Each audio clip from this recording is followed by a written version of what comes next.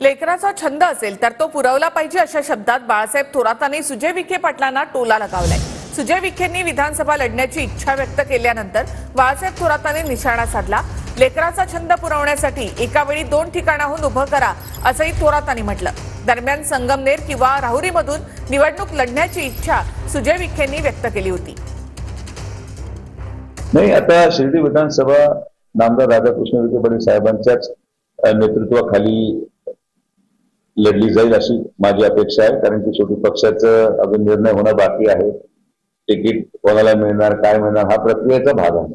पक्ष निर्णय ही पक्ष जरा संधी देईल। आता इकडे श्रीरामपूर आहे, तिथं राखीव आहे, तर इकडे शिवेला रावरी आहे, तिकडे संगमनेर आहे। तर मला पक्षाने जर आदेश दिला की समन्वय होत नाहीये पण तुमच्या नावावर समन्वय होण्याची शक्यता आहे, तर पक्षाच्या आदेशावर मी काम करणारा माणूस आहे। मोठ्याचं लाडकं लेकरू इथे, मग त्याचा छंदच असेल तर तो पुरवला पाहिजे या मताचा मी आहे।